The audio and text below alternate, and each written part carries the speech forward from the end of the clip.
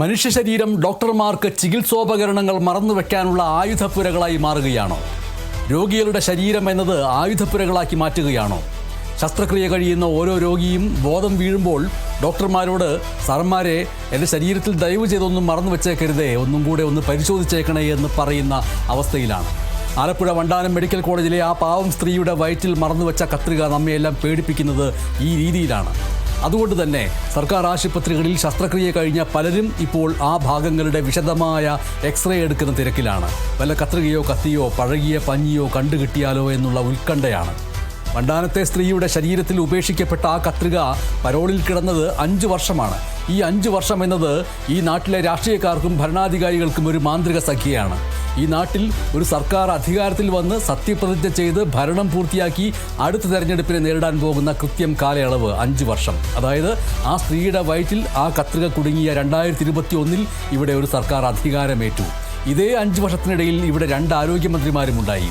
അവർ നിയമസഭയിൽ പ്രസംഗിച്ചു, വിദേശയാത്രകൾ നടത്തി, കേരളത്തിൻ്റെ ആരോഗ്യ മേഖല ലോകത്തിന് മാതൃകയാണ് എന്ന് ലോകാരോഗ്യ സംഘടനയെ വരെ ബോധ്യപ്പെടുത്താൻ ഓടി നടന്നു. ഈ 5 വർഷം കൊണ്ട് ഇവിടെ കേരളിന് വേണ്ടി കല്ലിട്ടു, സിൽവർ ലൈനിന് വേണ്ടി സ്വപ്നം കണ്ടു, ആയിരക്കണക്കിന് ഉദ്ഘാടനങ്ങൾ നടന്നു. എന്നാൽ ഇതേ 5 വർഷം ഇവിടുത്തെ ഭരണസിരാ കേന്ദ്രങ്ങളിൽ നിന്ന് അധികം ദൂരെയല്ലാതെ ഒരു സ്ത്രീ തൻ്റെ വയറ്റിൽ 10 സെൻറ്റിമീറ്റർ ഇരുമ്പും പേറി വേദന കൊണ്ട് പുളയുകയായിരുന്നു. ആ കത്രികയ്ക്ക് ഈ സർക്കാരിൻ്റെ അത്രയും തന്നെ പ്രായമുണ്ട് എന്ന് പറയുമ്പോൾ അതിനേക്കാൾ വലിയ എന്ത് പരിഹാസമാണ് ഈ ഭരണത്തിന് കിട്ടാനുള്ളത്? ഇനി നമുക്ക് ഈ വിഷയത്തിൽ ഏറ്റവും ക്രൂരമായിട്ടുള്ളൊരു പ്രതികരണത്തിലേക്ക് വരാം. ഡോക്ടർ ലളിതാംബികയുടെ വാക്കുകൾ. അവർ പറയുന്നു, വയറ്റിൽ കത്രിക ഇരുന്നാൽ കുഴപ്പമില്ല, 50 കൊല്ലം ഇരുന്നാലും ഒന്നും സംഭവിക്കില്ല എന്ന്. എന്തൊരു പുച്ഛമാണ് ഇത്! ഈ 5 വർഷം ആ സ്ത്രീ അനുഭവിച്ച വേദന നിങ്ങളുടെ നിഘണ്ടുവിലൊന്നും അല്ല എന്നാണോ? മൂത്രത്തിലൂടെ രക്തം വന്നത് നിസ്സാരമാണ് എന്നാണോ?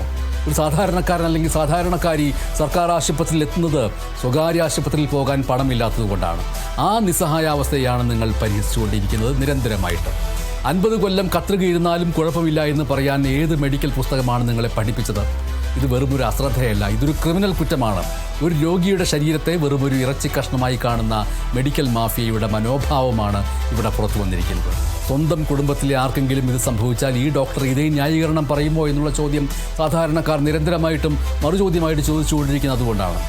VIP ചികിത്സയ്ക്ക് പോകുന്ന മന്ത്രിമാർക്കും ഉദ്യോഗസ്ഥർക്കും വേണ്ടിയാണെങ്കിൽ നിങ്ങൾ തൊഴുത് പുച്ഛമടക്കി നിൽക്കും. പക്ഷേ പാവപ്പെട്ടവർ വരുമ്പോൾ അവൻ അല്ലെങ്കിൽ അവൾ അവരുടെ മുമ്പിൽ വെറുമൊരു കേസ് ഷീറ്റ് മാത്രമാണ്. ഇതാണ് നമ്മുടെ സിസ്റ്റത്തിൻ്റെ ഒന്നാമത്തെ പരാജയമായിട്ട് പറയേണ്ടി വരുന്നത്. ഇതിനിടയിലാണ് മറ്റൊരു ഞെട്ടിക്കുന്ന സത്യം പുറത്തു വരുന്നത്. ശസ്ത്രക്രിയയ്ക്ക് മുൻപ് ആ പാവം കുടുംബത്തിൽ നിന്ന് ഡോക്ടർമാർ കൈക്കൂലി വാങ്ങി എന്നുള്ള ആരോപണം. സർക്കാർ ശമ്പളം കൊടുക്കുന്നത് പോരാഞ്ഞിട്ടാണോ പാവങ്ങളുടെ കഞ്ഞിയിൽ പാറ്റിയിടുന്നത് എന്ന് കേരളത്തിലെ ചായക്കടകളിലിരുന്നും പൊതുസ്ഥലങ്ങളിലിരുന്നും സാധാരണക്കാർ ചോദിക്കുന്നത് കൊണ്ടാണ്. ആലപ്പുഴ മെഡിക്കൽ കോളേജ് മാത്രമല്ല, നെടുമങ്ങാട് ജില്ലാ ആശുപത്രിയിലെ കാര്യവും നമ്മൾ കാണുകയുണ്ടായി. ഡോക്ടർ ബിന്ദു സുന്ദറിനെതിരെ പ്രസവ ശസ്ത്രക്രിയയ്ക്കിടെ കുഞ്ഞ് മരിച്ചതിനും കൈക്കൂലി വാങ്ങിയതിനും ആരോപണം ഉയർന്നു. അവിടെ എന്ത് നടപടിയുണ്ടായി? ഒരു സ്ഥലം മാറ്റം. നമ്മുടെ സിസ്റ്റത്തിൽ ഒരു ഡോക്ടർ കുറ്റം ചെയ്താൽ കിട്ടുന്ന ഏറ്റവും വലിയ ശിക്ഷ ഒരു ജില്ലയിൽ നിന്ന് മറ്റൊരു ജില്ലയിലേക്കുള്ള വിനോദയാത്രയാണ് എന്നുള്ളതിലേക്ക് സാധാരണക്കാർക്ക് പ്രതികരിക്കേണ്ടി വരുന്നത് അതുകൊണ്ടാണ്. എത്ര കേസുകളിൽ ഡോക്ടർമാർ ശിക്ഷിക്കപ്പെട്ടിട്ടുണ്ട്? അന്വേഷണത്തിന് വരുന്നത് ആരാണ്? മറ്റ് ഡോക്ടർമാർ. കുറ്റാരോപിതനായ ഡോക്ടറെ രക്ഷിക്കാൻ സഹപ്രവർത്തകർ റിപ്പോർട്ടുകൾ വെള്ളപൂശുന്നു. ഈ ബ്രദർഹുഡാണ് രോഗികളുടെ ജീവൻ എടുക്കുന്നത്. ശസ്ത്രക്രിയ കഴിഞ്ഞാൽ ഉപകരണങ്ങൾ എണ്ണാൻ പോലും സമയമില്ലാത്തവർ, വൈകുന്നേരം പ്രൈവറ്റ് പ്രാക്ടീസ് നടത്താൻ മാത്രം വലിയ ഉത്സാഹം കാണിക്കുന്ന ചിലർ. ഇതിനെയാണോ നമ്മൾ കേരള മോഡൽ എന്ന് വിളിക്കുന്നത് എന്നുള്ള ചോദ്യം ഉയരുകയും ചെയ്യുന്നു സ്വാഭാവികമായിട്ടും. വീണ്ടും ആ 5 വർഷത്തിലേക്ക് തന്നെ വരാം. കാരണം ഈ 5 വർഷത്തിനിടയിൽ ഈ സ്ത്രീ എത്ര തവണ ആ മെഡിക്കൽ കോളേജിൻ്റെ പടി കയറിയിട്ടുണ്ടാകും? എത്ര തവണ അവർ ഡോക്ടർമാരോട് വേദനയെക്കുറിച്ച് പറഞ്ഞിട്ടുണ്ടാകും? അവിടെയുള്ളൊരു ആധുനിക യന്ത്രത്തിനും ഈ കത്രിക കണ്ടെത്താൻ കഴിഞ്ഞില്ലേ എന്നുള്ള ചോദ്യം വരുന്നു. അതോ ആരും പരിശോധിക്കാൻ മെനക്കെട്ടില്ലേ എന്നുള്ള മറുചോദ്യവും വരുന്നു. നമ്മുടെ ആരോഗ്യമന്ത്രി നിയമസഭയിൽ എഴുന്നേറ്റ് നിന്ന് കേരളം ഒന്നാമതാണ് എന്ന് പറയുമ്പോൾ ആ സ്ത്രീയുടെ വയറ്റിലെ കത്രിക ചിരിക്കുന്നുണ്ടാകും. ഈ 5 വർഷത്തെ ഭരണത്തിൻ്റെ ഏറ്റവും വലിയ പ്രോഗ്രസ് റിപ്പോർട്ടാണ് ആ എക്സ്റേ ചിത്രം എന്നുള്ളതിലേക്ക് നമ്മുടെ മുന്നിലേക്ക് വരുന്നു. നിങ്ങളുടെ ഫയലുകൾ ചുവപ്പ് നാടയിൽ കുരുങ്ങിക്കിടക്കുമ്പോൾ ആ സ്ത്രീയുടെ ആന്തരികാവയവങ്ങൾ ആ കത്രികയിൽ കുരുങ്ങിക്കിടക്കുകയായിരുന്നു എന്നുള്ളതാണ് യാഥാർത്ഥ്യം. കേരളത്തിലെ ആരോഗ്യ മേഖല ഒന്നാമതാണ് എന്ന് നമ്മൾ അഭിമാനിക്കുമ്പോഴും ആ 1-ാം സ്ഥാനത്തിൻ്റെ തണലിൽ ഇങ്ങനെയുള്ള അഴുകിയ സത്യങ്ങൾ ഒളിഞ്ഞിരിപ്പുണ്ട്.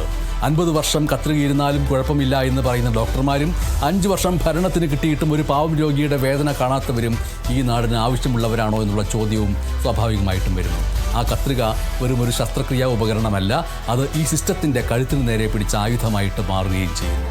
അഹങ്കാരത്തിന് കയ്യും കാലും വെച്ച കുറച്ച് ചില ഉദ്യോഗസ്ഥർക്കും ചില ഡോക്ടർമാർക്കും വേണ്ടി ഈ നാടിൻ്റെ ആരോഗ്യത്തെ വിട്ടുകൊടുക്കരുത്. നന്ദി.